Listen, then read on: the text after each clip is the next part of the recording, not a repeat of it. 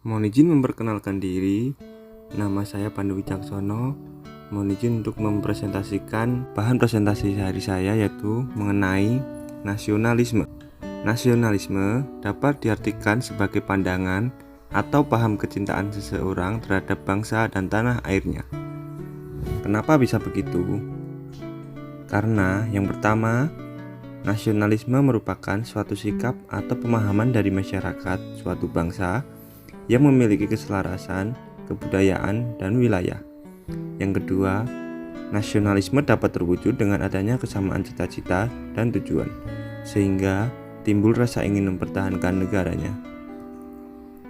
Jiwa dan semangat nasionalisme. Apa itu jiwa dan semangat nasionalisme? Jiwa dan semangat nasionalisme merupakan sifat yang tertanam dalam individu untuk rela berkorban membela negara dalam menjaga negara agar terhindar dari ancaman dan mempererat tali persaudaraan agar tidak terjadi konflik antar masyarakat. Jiwa dan semangat nasionalisme PNS. Jiwa dan semangat nasionalisme bagi PNS atau ASN yaitu sebagai berikut.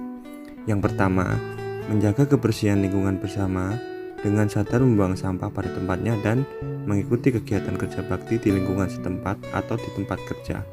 Yang kedua, menggunakan produk-produk dalam negeri seperti batik dan sembako hasil dalam negeri.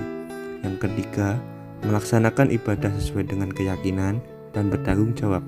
Yang keempat, ikut dalam organisasi-organisasi di lingkungan setempat atau tempat kerja untuk menjalin keakraban antar teman, warga, atau pimpinan. Yang kelima, disiplin dan tanggung jawab pada tugas dan arahan yang diberikan, yaitu dengan tepat waktu dan siap melaksanakan tugas yang diberikan oleh pimpinan. Yang keenam, menjaga tata sopan santun di dalam kantor saat beraktivitas dan berkegiatan. Yang ketujuh, menjaga hubungan baik dengan seluruh struktur organisasi kantor. Bagaimana mencegah lunturnya jiwa nasionalisme? Langkah-langkah mencegah lunturnya rasa nasionalisme yaitu sebagai berikut. Yang pertama, mengajak untuk kembali memahami sejarah dan mengingat pengorbanan para pahlawan untuk mendapatkan kemerdekaan NKRI. Yang kedua, memberi pemahaman bahwa Indonesia adalah negara yang sangat luas dan memiliki berbagai ras, suku, dan agama.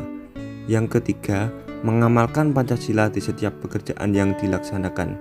Misalnya, berdoa sebelum melaksanakan kegiatan di kantor, peduli satu sama lain, saling membantu jika terjadi kesusahan antara seluruh struktur organisasi, menghargai pendapat dan tidak mendiskriminasi ras, suku, atau agama. Setiap keputusan yang diambil haruslah dengan melaksanakan musyawarah dengan diadakan rapat dengan mementingkan tujuan bersama. Tidak membeda-bedakan antara sesama pegawai dan bekerja secara profesional. Materi berikut yaitu etika publik. Pengertian dari etika publik sendiri adalah pencerminan tentang norma yang menentukan benar atau salah, baik buruknya perilaku, tindakan, dan keputusan dalam merumuskan kebijakan publik, dengan tujuan menjalankan tanggung jawab sebagai pelayan publik. 3 fokus utama pelayanan publik yaitu pelayanan publik yang berkualitas dan relevan, sisi dimensi reflektif, etika publik sebagai bantuan dalam menimbang pilihan sarana kebijakan publik dan evaluasi. Yang ketiga, modalitas etika, menjembatani antara norma moral dan tindakan aktual. Nilai-nilai dasar etika publik tercantum dalam Undang-Undang Republik Indonesia Nomor 5 Tahun 2014 tentang Aparatur Sipil Negara Pasal 4. Terdapat 15 nilai-nilai dasar etika publik. Kode etik dan kode perilaku ASN terdapat dalam Undang-Undang Republik Indonesia Nomor 5 Tahun 2014 tentang Aparatur Sipil Negara Pasal 5. Terdapat 12 kode etik. Implementasi etika publik dalam pekerjaan yaitu sebagai berikut. Yang pertama, melayani atau memberikan bantuan kepada masyarakat secara jelas dan sesuai prosedur yang ditetapkan. Yang kedua, menaati dan bertanggung jawab atas arahan pimpinan yang telah diamanahkan. Yang ketiga, saling menghargai dan membantu kepada sesama pegawai di dalam kantor.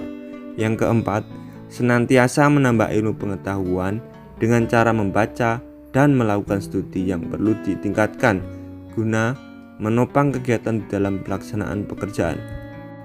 Berikutnya yaitu tokoh nasionalisme menurut saya, yaitu adalah Fatmawati. Karena beliau memiliki jiwa-jiwa nasionalisme yaitu sebagai berikut. Yang pertama, peduli persamaan hak terhadap kaum wanita. Di mana ada rasa persamaan nasib dan persamaan cita-cita, disitulah tempat yang subur bagi rasa persatuan. Yang kedua, memiliki jiwa sederhana dengan mengajarkan ke rakyat Indonesia untuk senasib dan sepenanggungan. Yang ketiga, selalu setia mendukung perjuangan Presiden Soekarno, selalu memberikan keteladanan tentang pentingnya pengorbanan, dan selalu menekankan pentingnya menjaga semangat, menjaga mimpi di tengah keterbatasan-keterbatasan yang ada. Yang keempat, sebagai wanita yang berjasa dalam menjahit bendera Sang Merah Putih dengan tegas dikibarkan pada upacara pertama Proklamasi Kemerdekaan Indonesia di Jakarta, tepatnya pada tanggal 17 Agustus 1945. Materi berikutnya, tokoh etika publik menurut saya yaitu Sri Sultan Hamengkubuwono ke-10. Karena beliau memiliki etika-etika publik yang wajib dicontoh, seperti halnya melayani atau memberikan bantuan kepada masyarakat secara jelas dan sesuai prosedur yang ditetapkan, mensejahterakan rakyatnya dan peduli terhadap UMKM. Yang kedua, bijaksana dalam mengambil keputusan dan peduli terhadap dunia pendidikan Indonesia. Yang ketiga, peduli terhadap perekonomian rakyat, salah satunya ekonomi berbasis desa melalui pengembangan wisata yang saat ini bermunculan di desa wisata. Yang keempat, bisa memposisikan dirinya ketika berada di depan, menjadikan dirinya sebagai teladan, di tengah memberikan inspirasi kepada staf atau bawahannya, dan di belakang memberikan motivasi. Terima kasih.